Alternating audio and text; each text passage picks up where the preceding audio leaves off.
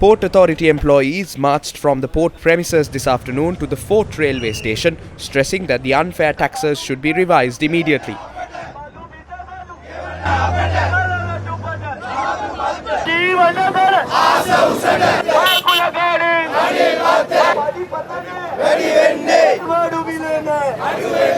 Vehicular movement along one lane opposite the railway station was disrupted due to the protest. Thereafter, the ASP in charge of the area ordered the port workers to move aside from the road.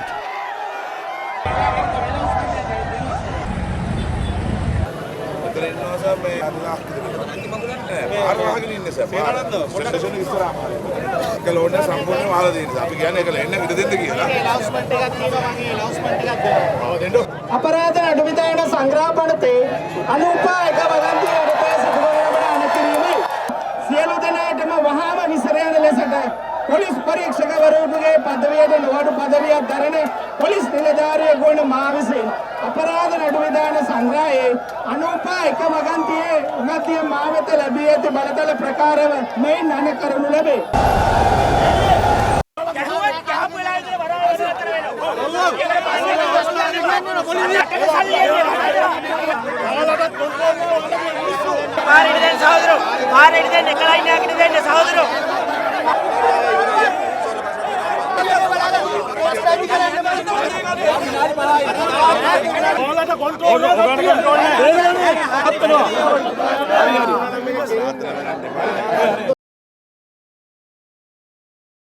Army and anti-riot units were also deployed to the protest site.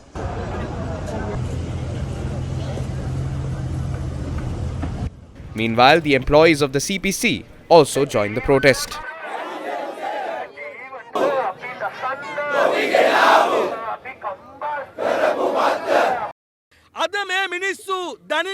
The people of this country have fallen on their knees. They are unable to pay these taxes because they don't even have money to live. That's why all of us are urging the government, led by President Ranil Wickremesinghe, to stop burdening the people.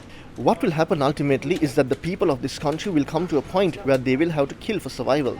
The country cannot recover through taxation. There are many other alternatives that can be done, yet they choose to go with the most unsuitable mechanism. We must teach them a lesson. We make this request as the working people.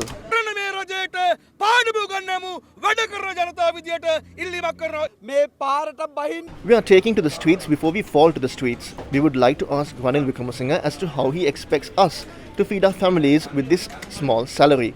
You use this tax money to bring in mobile toilets for the fiasco that you displayed at Golface Green. You spend billions on portable air conditioners when there is a sea breeze. We will not leave room for these rulers to loot our hard-earned money this way. The protest was staged for about 1 hour. We are ready to bring everyone together to one place and start a struggle after the 17th. We would like to tell the government that we are ready to take on your challenge. Let us all unite.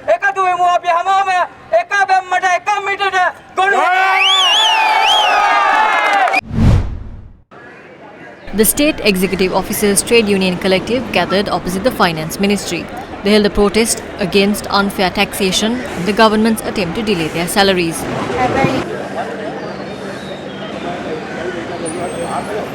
Several representatives of the Trade Union Collective were given an opportunity to discuss on their demands with the officials of the Finance Ministry.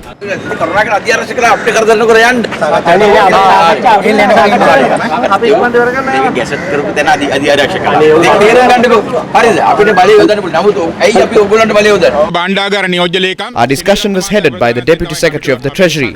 They agreed to pay our salaries on the due date.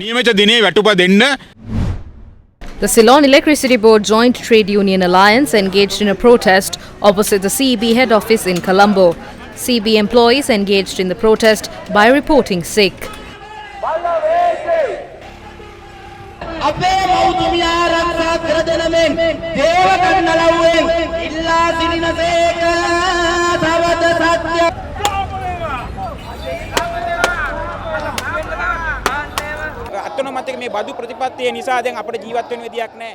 We cannot survive due to the arbitrary tax regime. Around 20,000 employees are not here because it is our responsibility to provide electricity to consumers. We are protesting while providing electricity and we do not want to burden the people. We will burden the rulers, but not the people.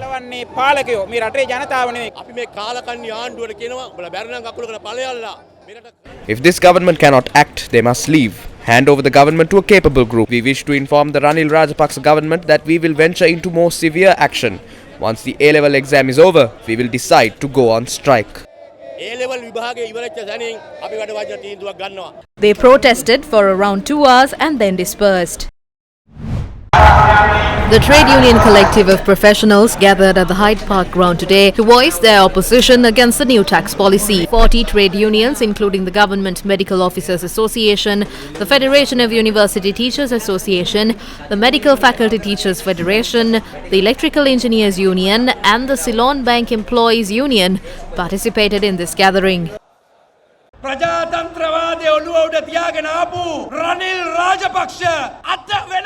Ranil Wickremesinghe, who was always called a leader that upheld democracy, has failed to even call professionals of this country for a discussion. Ranil is trying to play petty games with the professionals and citizens of this country. Let him play his games. We, the professionals of this country, will fight alongside our fellow citizens till our last breath. The government's response to our requests will decide whether the paper marking of the advanced level examinations will be conducted or not.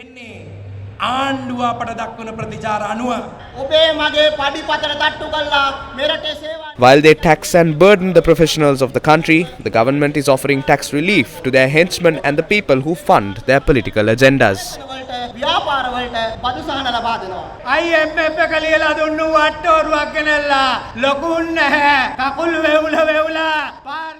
Today we saw how our so-called fearless leader read out the conditions imposed by the IMF. He did not utter a word about recovering the country from this crisis.